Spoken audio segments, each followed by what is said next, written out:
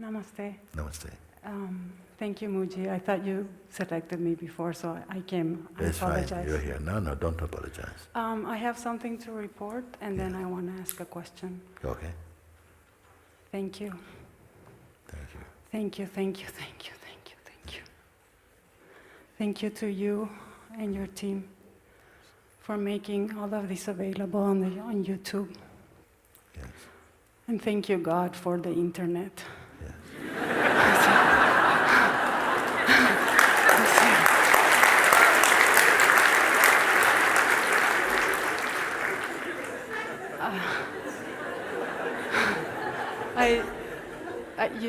This is my first live retreat, and about 1.5 years ago I lost my husband to cancer, and you saved my life. I'm so grateful. Thank you, Mooji, and thank you to your team for making this available on YouTube. Thank you, thank you, thank you. Thank you. I'm still on the pendulum. You still not? On the pendulum. You think you're on the pendulum. Okay. Pendulum means what? That it must mean when the pendulum swings in, you feel, I'm here. Hallelujah. When it swings out, oh my God. I really am not there. When am I going to find it? Then it swings in. Goes out. Oh my God. So something watches this. For a while, if you identify with these moods and mood swings, you think, oh my God, sometimes I feel I'm there, next time I'm not there, and so on. But at a certain point, something is there watching this pendulum, and it is not on the pendulum. Do you know this or not? Yes. Okay. And there is no Sangha in my town. I live kind of in the Bible Belt of the US, where there are all kinds of churches, but I couldn't find any spiritual help. So again, thank you for YouTube, thank you. Yeah. And I work in an academic environment, so I get contaminated every day, pretty much.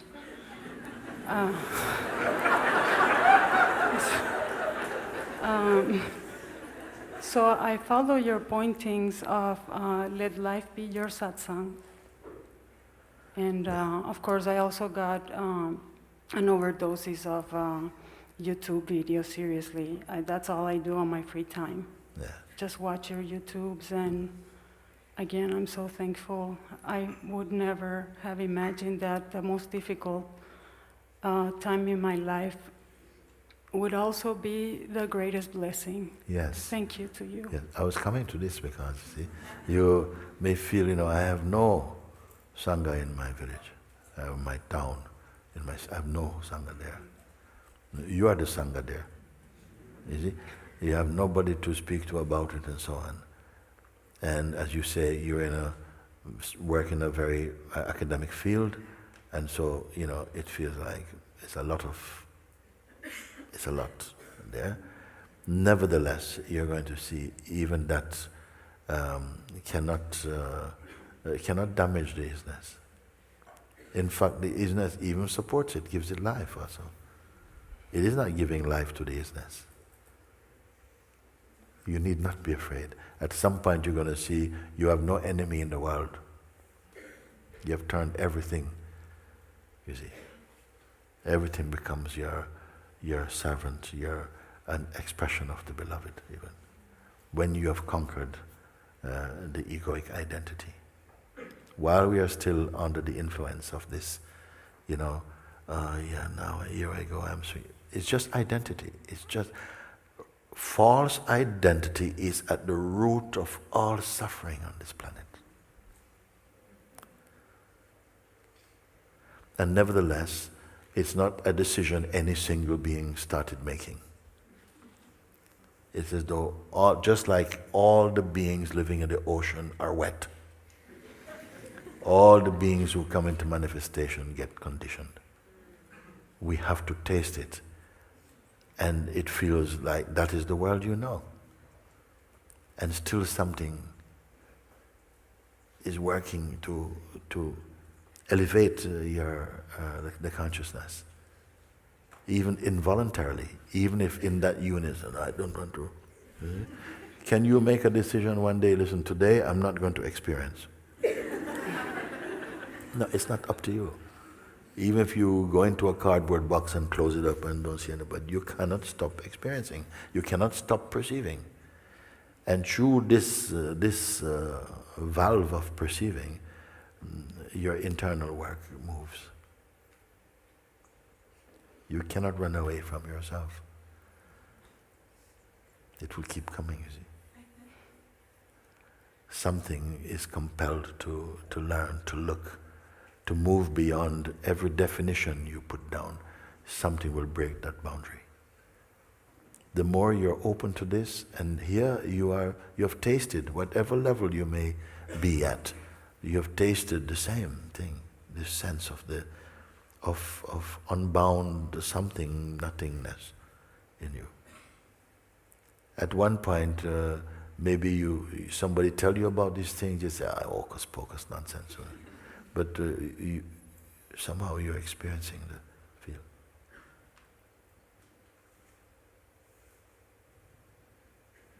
And once recognize profoundly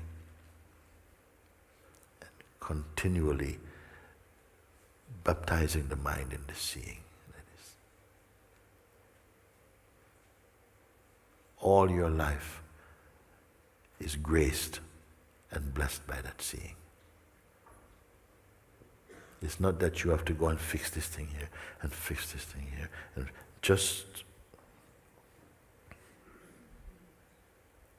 one medicine for everything.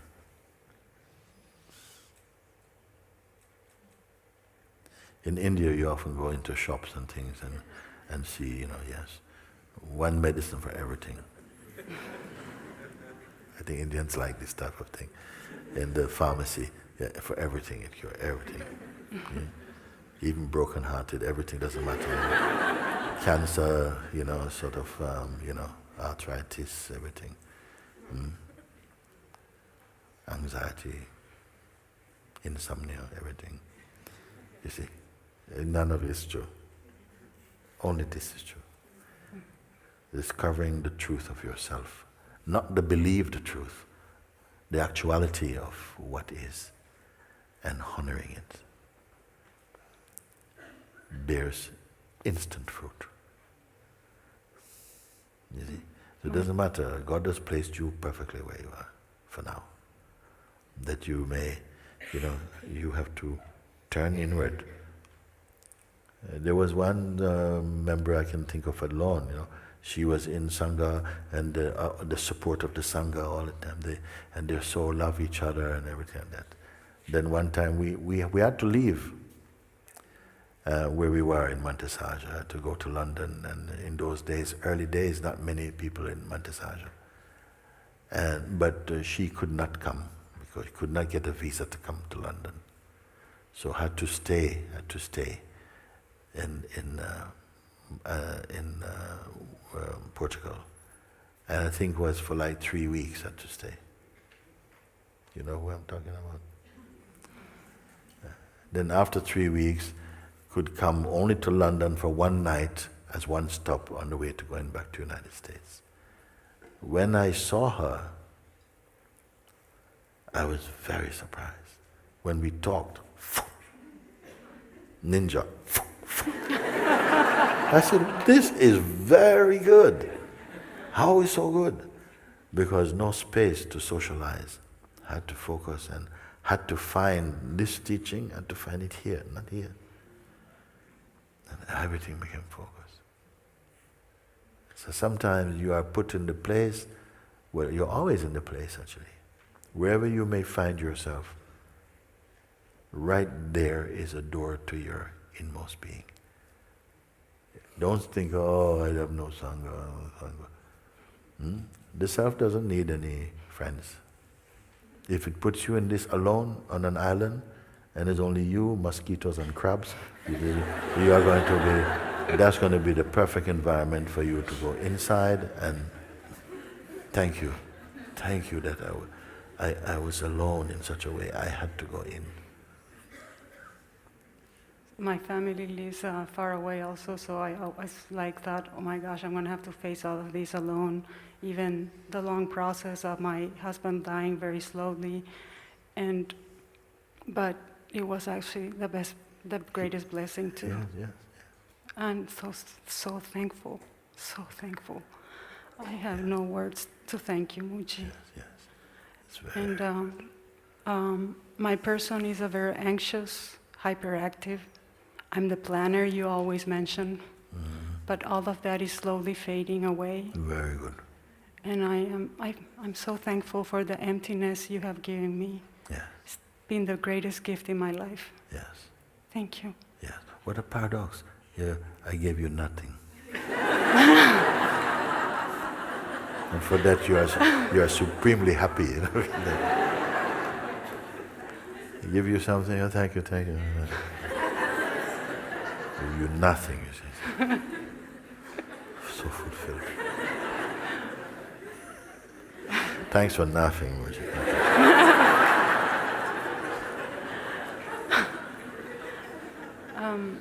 My question is, so many years I lost my dad, and through the years I have felt his energy. Yes. And in the Catholic upbringing, we learn about the angels that are with you when they die. And but with my husband's loss has been a little bit more difficult to feel the energy, I guess, because I'm in this idea of the oneness, and I think I'm a little stuck there. Was all this energy I felt from my dad just imagined, or is it actually real that that beings after they leave this world, they are still kind of with us, or is it really just imagined? So I would just want to... It's all true also, because also when you are more in the state of the relationship identity, it sustains that connectedness, because death is not the death that we think of. You know, you're not the one in the grave, you know. You see? So yes, their soul is still alive in that way, and whatever attachment and love they may have had, it's much higher, in a more higher way, and maybe they come to be with the people that they love or care about. As you evolve into higher states of consciousness, you see. Yeah. Is and it? Yeah. yes. You don't want to hear what I have to say. I don't fear death anymore. Yes. I don't feel bad for everything that happened. I'm very sure my husband is doing well. Yes. But sometimes I get stuck in this, maybe it's more, that may be more the mind sometimes when it comes back. The idea I want to hold out to this nostalgia of the life we had together. Yes. And I don't want to let go of that. Yes. And Yeah. that may be sometimes what makes me get stuck with sometimes moving forward. Yeah. But it brings you back into that nostalgia holds a shape. Mm-hmm. And also holds his spirit into a kind of shape a little bit, no? That something wants to feel that connectedness also, which is fine, you know. Because it's not the same way that things play on this plane. You see? It's not that he's stuck with you, you know. His being is much more broad than that, much higher. So for you, I'm more concerned that you don't worry, everything is fine, you know. He's with his Lord, that's fine, don't worry. You now have been somehow open to a much deeper thing than perhaps many people would have understood. They may still have a very strong sense of identity and individuality, and that is fine also. They continue in the stage of evolution in this kind of way.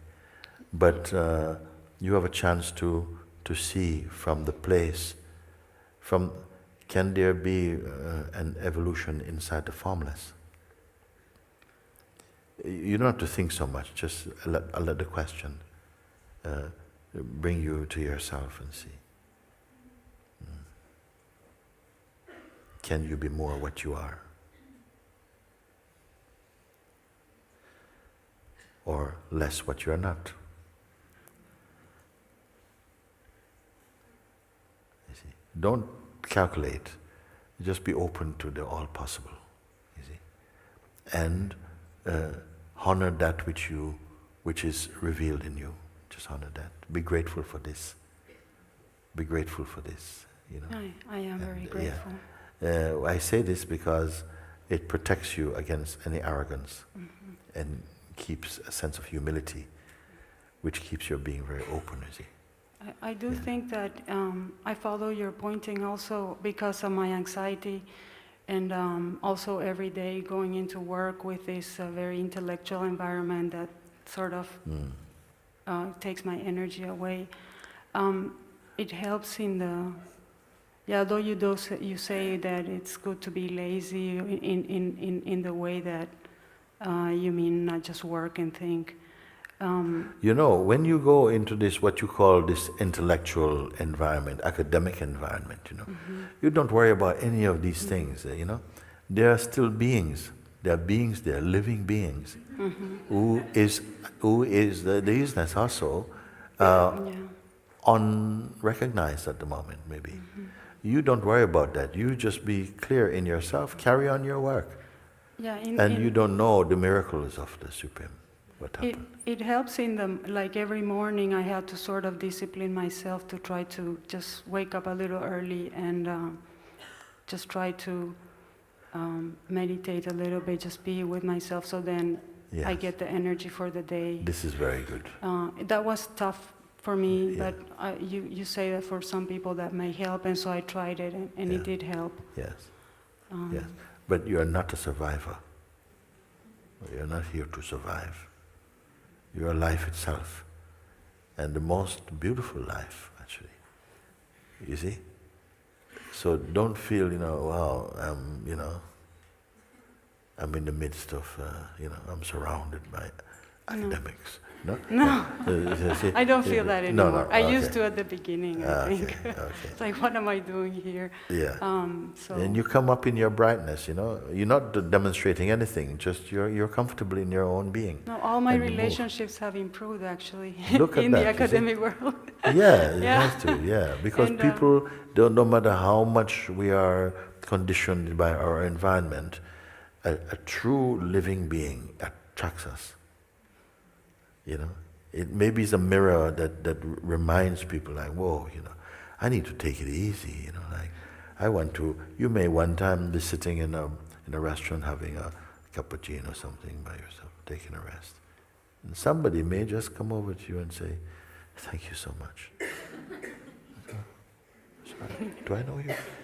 No, you don't know me. But I was feeling very anxious in my mind.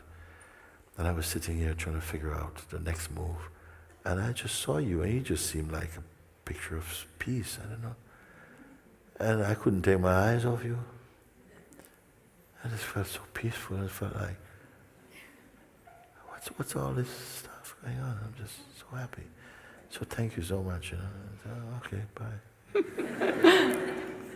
These things happen, all the time. All the time.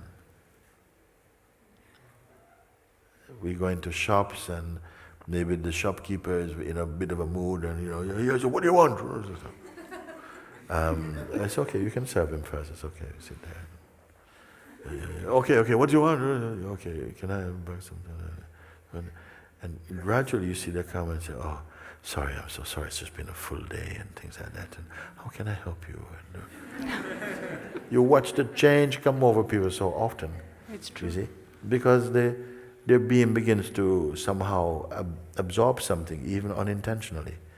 And they feel again calm and they say, oh, on some level they may not understand what is happening, but they are benefiting from it. Yeah, I had one person that I had to interview and he was just mad and attacking me, and then by the end of our conversation he invited me to his farm and to go in and so, all the time it happened, all the time. Yeah. Because you don't hold any hostility in your heart. At a certain point you're not going to be able to do it, to hold any hostility. Your life becomes like a writing on water. You cannot read it 5 seconds later. It's gone. It doesn't linger in holding on to memories, beautiful or not. It's so fresh. It's so wonderful. I'm so happy for you. Thank you. And what will continue unfolding? You stay and seek, just keep looking like that and see what happens. And continue. I don't ask anybody to leave your life, go and live barefoot up in the mountains and nothing like that. No, you don't have any mountains here anyway, but ride around.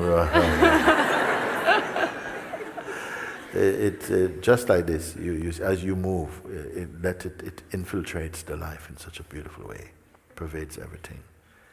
Gradually, as much as you can bear, because sometimes something can move so powerfully and you have to take time to kind of catch up. Your being has to gradually stabilize and come into harmony with that. The impact can feel so strong. Otherwise it's just seeping in, and as I said earlier, life will keep sending you little clues. It could be to do with a contact you have with someone and the mind is reacting a certain way, but some intuition tells you, no, don't go like that, and go with this. And you follow it, and it just makes beautiful things happen. And you're becoming more sensitive, more sensitized to reading these subtle clues from God, I would say like that. And it's a very beautiful way of moving in life, you see. Thank you. Can I get a hug? Yeah, it's come.